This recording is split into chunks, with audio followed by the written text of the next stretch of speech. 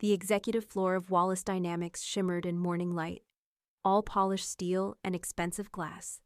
Every surface gleamed, from the brushed metal elevator doors to the sprawling marble conference table at the end of the hallway.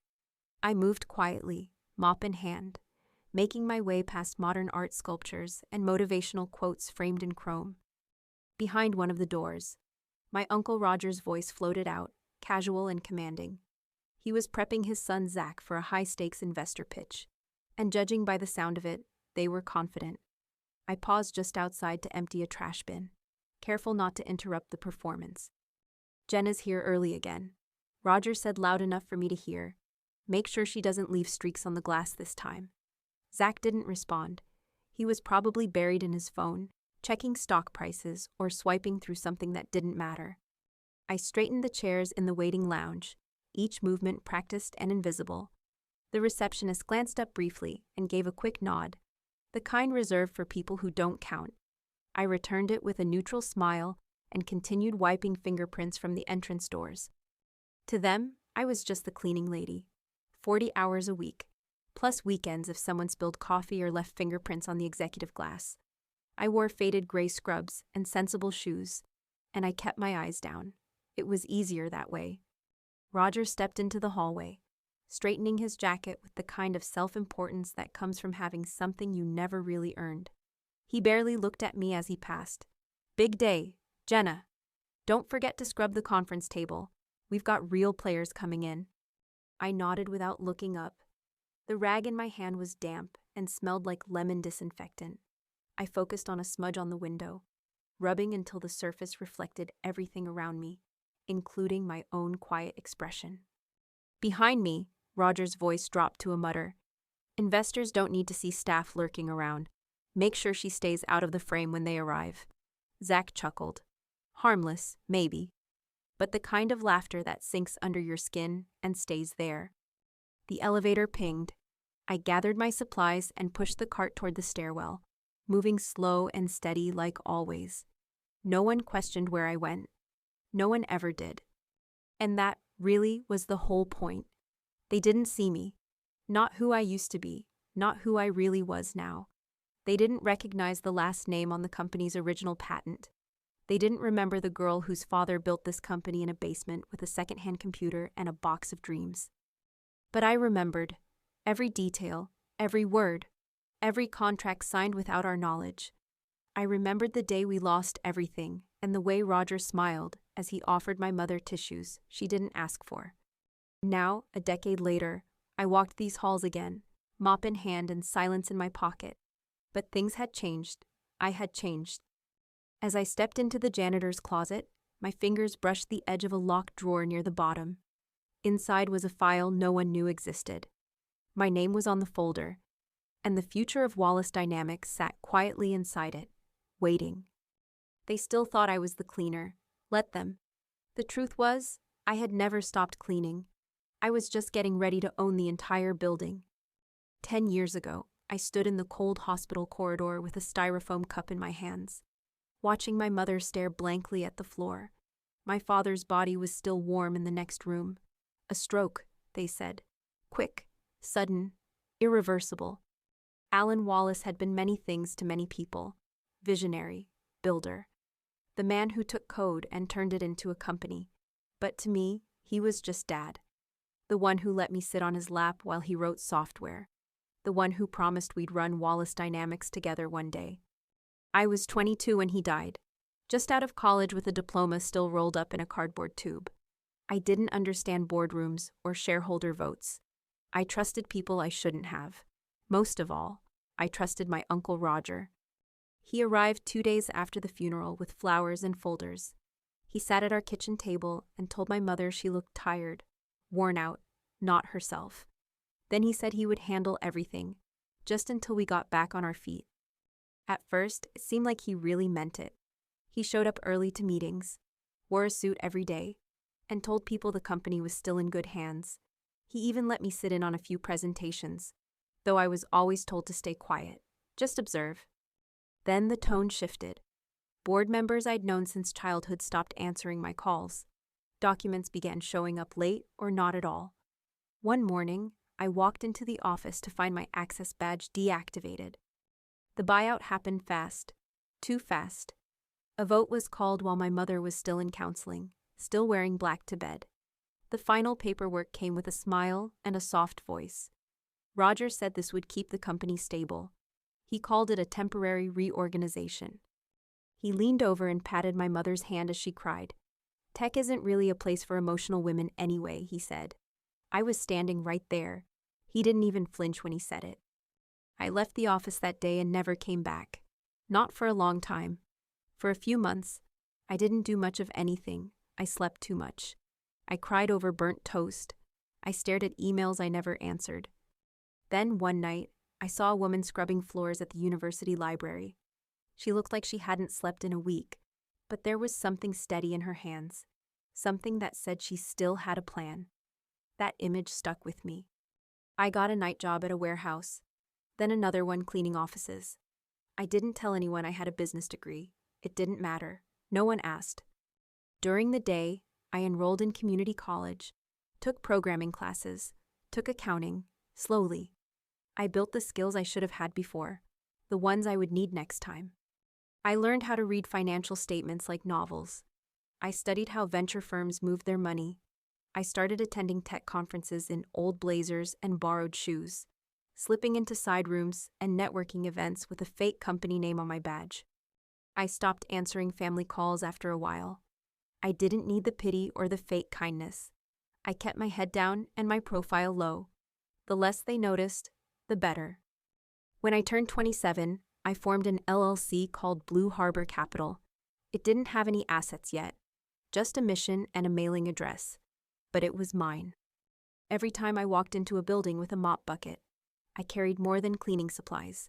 I carried the memory of my father's handwriting. I carried the sound of Roger's voice saying women didn't belong. I carried the sharp edge of my mother's silence.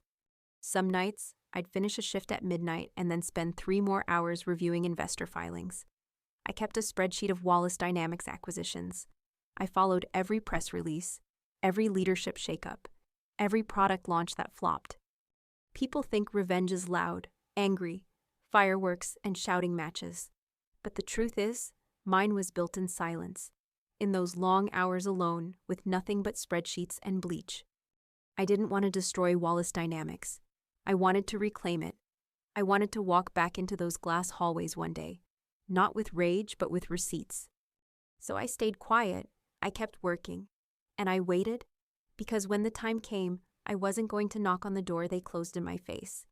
I was going to buy the building it stood in. Blue Harbor Capital started with a P.O. box, a single desk in a shared office space, and a list of companies on the edge of innovation but short on guidance.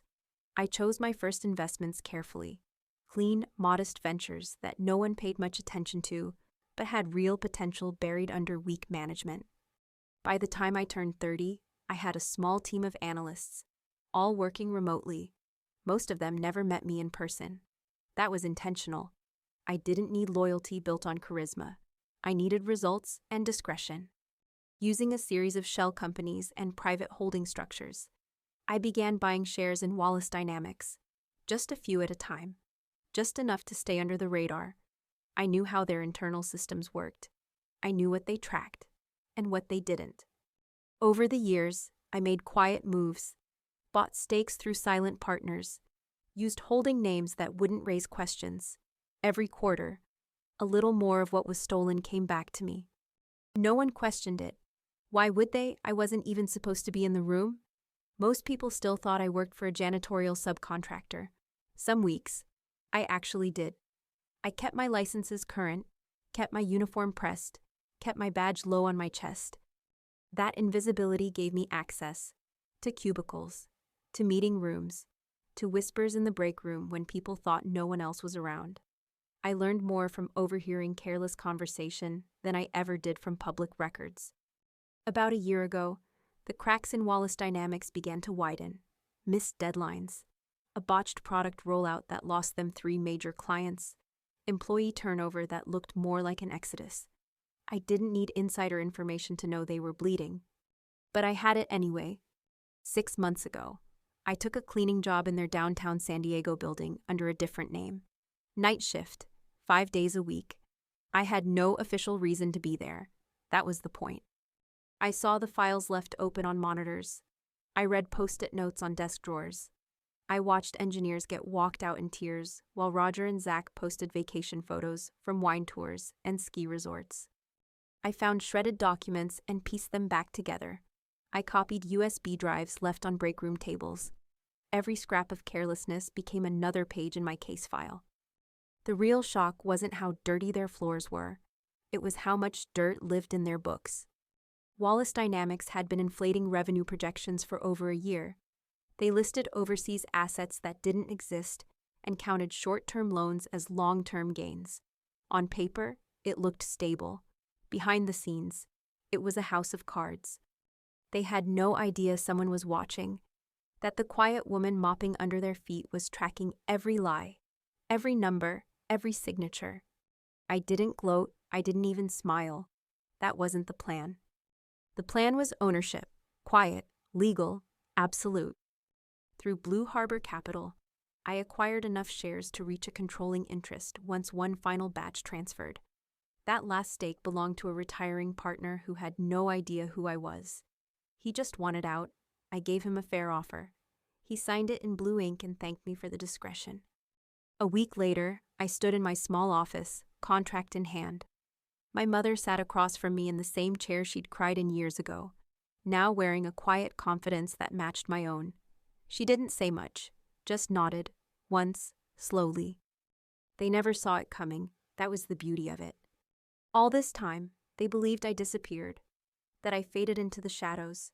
In truth, I had been watching them drown while they danced on what they thought was solid ground. I didn't raise my voice. I didn't write angry emails. I just waited for gravity to do its work. Now the meeting was set.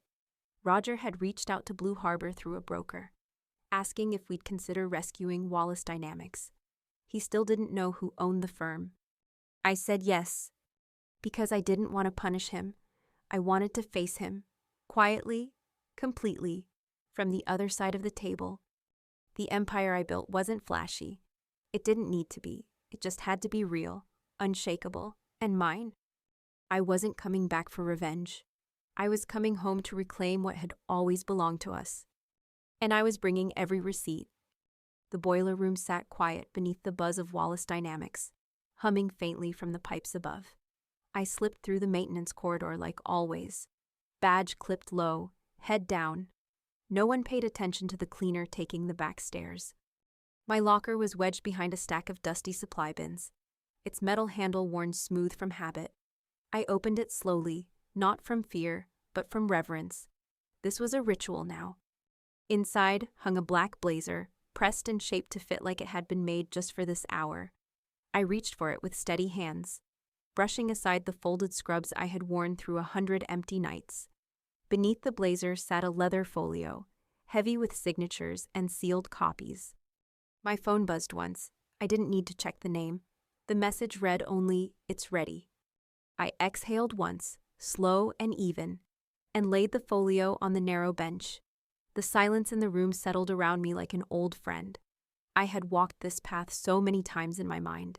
It felt familiar, like stepping into the last page of a story I'd been writing for years.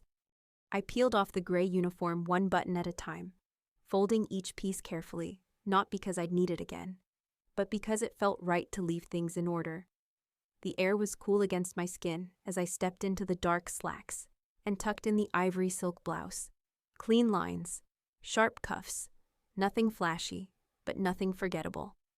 The blazer slid over my shoulders with weight and purpose. I adjusted the lapels, then reached into the inner pocket for the silver pin I always carried. It was small, shaped like a compass. A gift from my father when I graduated high school. For direction, he said. I pinned it to the collar without blinking. The folio snapped shut with a soft click. My mother's initials were embossed on the lower corner, a quiet signal that she was with me in every page. I slipped it under my arm and turned toward the cracked mirror bolted above the sink. The reflection staring back didn't flinch. My hair was pulled back tight, the way she used to wear it for court hearings and board meetings. My heels were just high enough to be heard on tile, just pointed enough to mean business. I touched my earring once, then lowered my hand. No nerves, not anymore. They had taken so much, and for so long. I had made peace with disappearing. But now the vanishing act was done. No spotlight, no applause. Just the truth. Dressed in black and waiting to be let in. Outside, the hallway buzzed with idle conversation and the scent of burnt coffee. Upstairs, Roger would be pacing, checking his watch, waiting for a CEO he hadn't yet recognized. I took one final look at the janitor's cart leaning against the wall. The mop, the gloves, the spray bottle. Every tool had served me. Every night I pushed that cart, I got closer to this moment. I walked out without a sound, heels tapping lightly across the concrete floor. This time, I wasn't heading for the break room. This time, I was walking straight into the boardroom, holding everything they'd once said I could never have. The doors to the boardroom clicked open just as the receptionist pointed me down the hall. I stepped inside without hesitation, leather folio tucked under my arm, heels crisp against the tile, heads turned slowly. Roger stood at the far end of the table, mid-sentence, gesturing toward a projection screen filled with graphs no one was really looking at. He stopped speaking when he saw me. His brow furrowed for a second, confused, then irritated. "You're in the wrong room, I believe. You should wait until the investors have finished." His voice was calm, but dismissive. I walked to the center of the table, met his stare for half a breath, then slid my business card across the polished surface. Jenna Wallace, CEO, Blue Harbor Capital. The room didn't gasp. No one spoke, but something shifted. A chair creaked. A pen dropped. One of the board members leaned forward, squinting at the card like it might change if he stared hard enough. Roger didn't speak. Zach's mouth opened, then closed. A flicker of something passed through his eyes. Recognition trying to catch up with the moment. I took the empty seat at the far end of the table, the one reserved for guests of honor. I placed my folio on the glass, opened it with a soft rustle, and looked up. "We can begin whenever you're ready." No one stopped me, no one moved, and for the first time in 10 years, every eye in that room was finally on me. Roger tried to recover first. He forced a smile that didn't reach his eyes and gestured weakly toward the screen behind him. "This is all very impressive, Jenna, but I think there's been some confusion. The CEO of Blue Harbor is." I interrupted without raising my voice.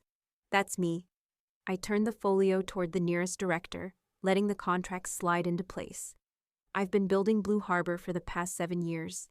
Quietly. Thoroughly." A few seats down, a woman in a navy blazer leaned in, skimming the pages. She raised her eyes to mine, and I held the look.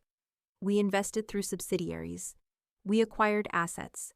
And last quarter, we secured majority shares in Wallace Dynamics through silent partners. Your partners." Roger chuckled, but it faltered. "That's impossible.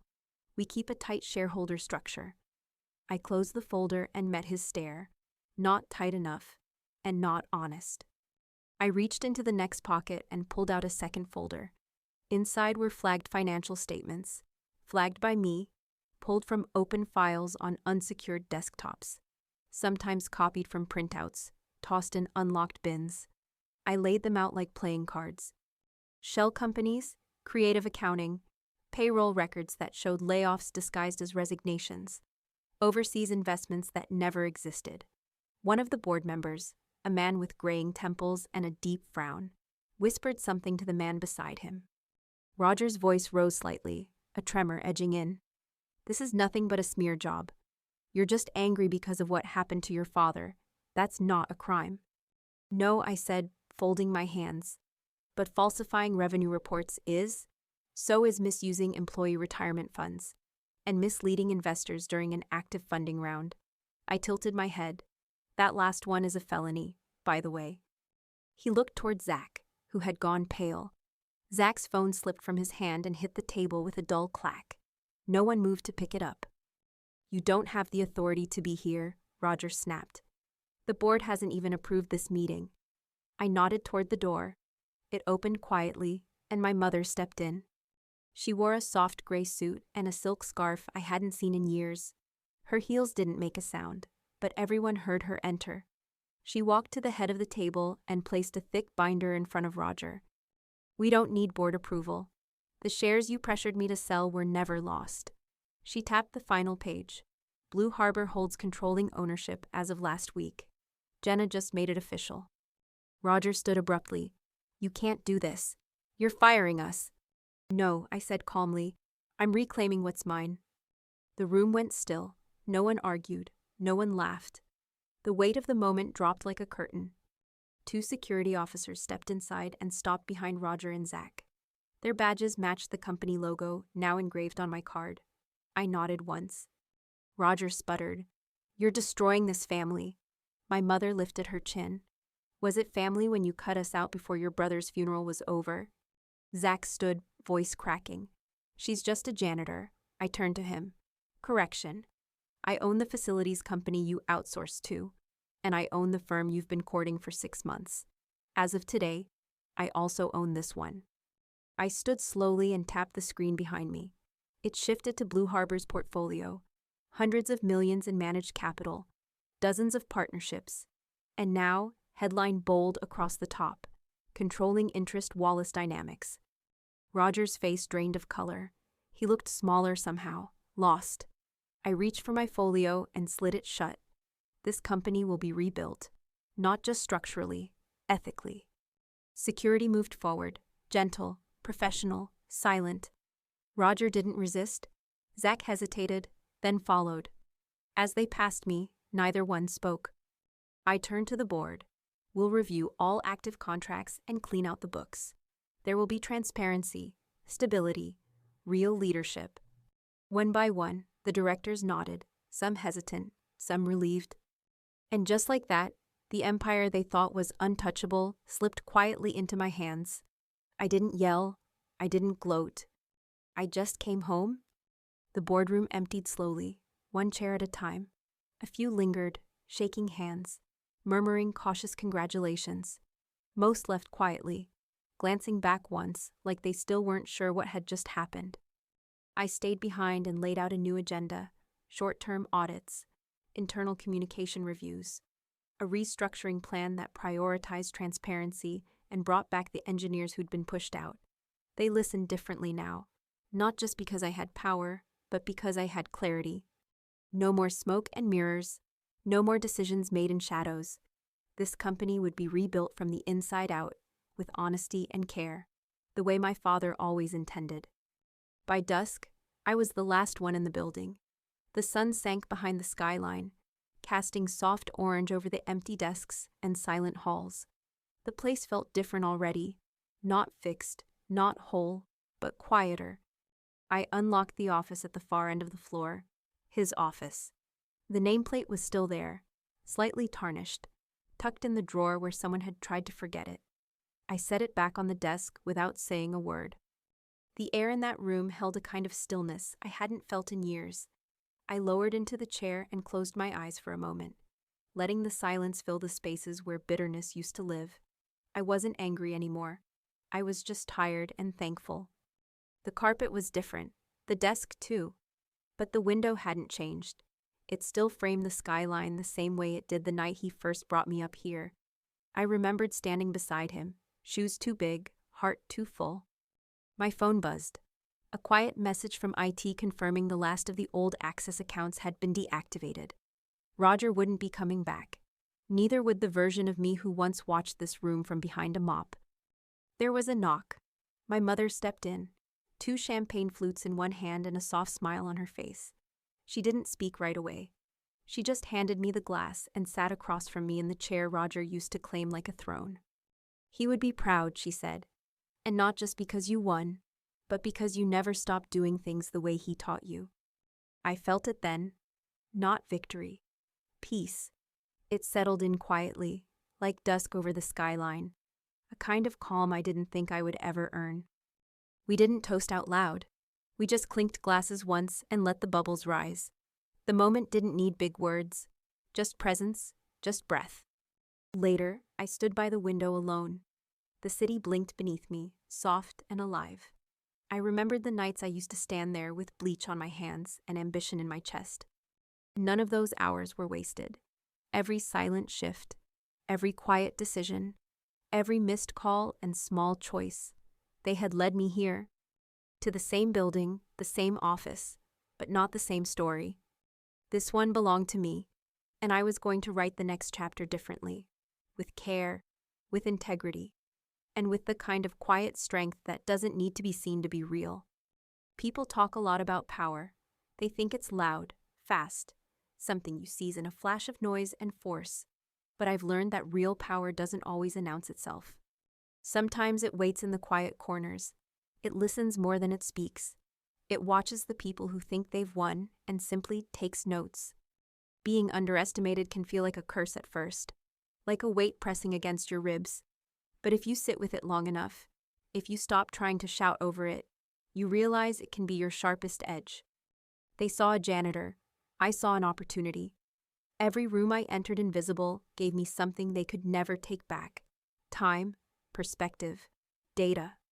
I didn't need them to see me. I needed them to forget I was there. That was the strategy. That was the power. Revenge wasn't the point. Not really. I didn't come back to punish anyone. I came back to restore something that mattered, to build a company that wouldn't chew people up for profit, to write the ending my father never got. And I did it without shouting, without slamming a single door. I did it with receipts, with presence, with grace. "You're firing us," he asked me. "No, I'm reclaiming what's mine." That moment will always stay with me, not because it was the peak, but because it was the truth, said clearly, without apology. Sometimes that's all it takes. People will doubt you. They'll tell you to wait your turn, to quiet down, to settle. They'll forget your name, forget your skills, forget your value. Let them. You don't need their permission to rise. You need your plan, your patience, your pace. I stood in this office every night for years, mopping floors, watching the skyline blink like it was whispering secrets.